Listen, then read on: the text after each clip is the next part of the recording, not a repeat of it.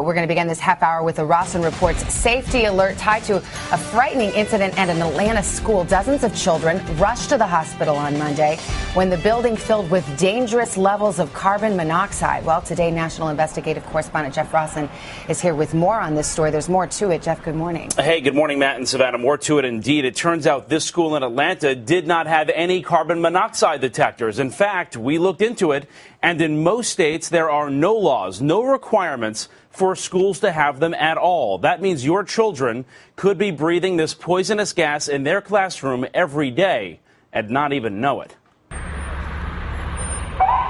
The scene frightening for any parent. Young children pulled from school Monday, overcome by carbon monoxide. I don't know what happened, and I guess my brother's head was hurting and his stomach was hurting, and they had to take him to the hospital. Some kids, they felt scared. I felt scared too. 43 students and 10 adults at Finch Elementary in Atlanta rushed to the hospital. I just want to know if my daughter is okay. School officials think a faulty furnace caused the leak, sending dangerously high levels of the gas into classrooms. And with no CO detectors in school, no one knew until it became an emergency. As we made entry and started evacuating the school, we found that we had extremely high readings of carbon monoxide. And it's happening across the country. Just last month in Philadelphia, 50 students were sent to the ER when a backup generator at school malfunctioned, sending carbon monoxide into the air. In Baltimore last year, 2 cases at 2 different schools in 1 week. 52 people sent to hospitals.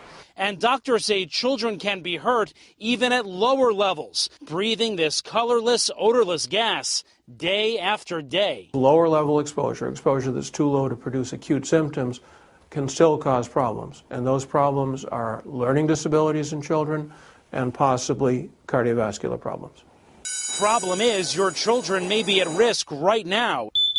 In many states, homes are required to have carbon monoxide detectors, but only 2 states, Maryland and Connecticut, mandate them in schools, which means in the vast majority of the country, schools don't have those life-saving alarms.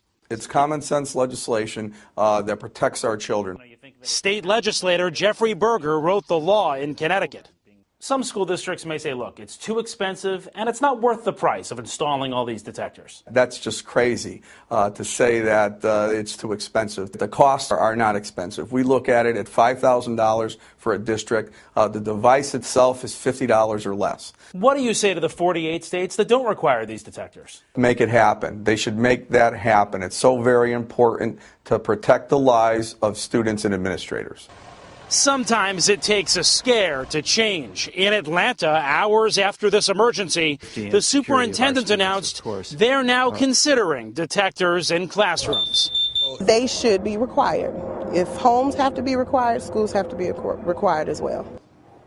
This morning, we have some good news to report. Most of the students and teachers in Atlanta have been released from the hospital, but safety experts say it should never come to this. All schools should have these detectors. In the meantime, doctors say there are things you can look for in your child today. If your child feels tired or nauseous at school, but then comes home and feels better, that could be a sign of carbon monoxide exposure. By the way, we've posted even more safety tips on our website right now at today.com. Just go on the Rawson Report section. It's all right there for you. All right, Jeff, good report. Thank you very much.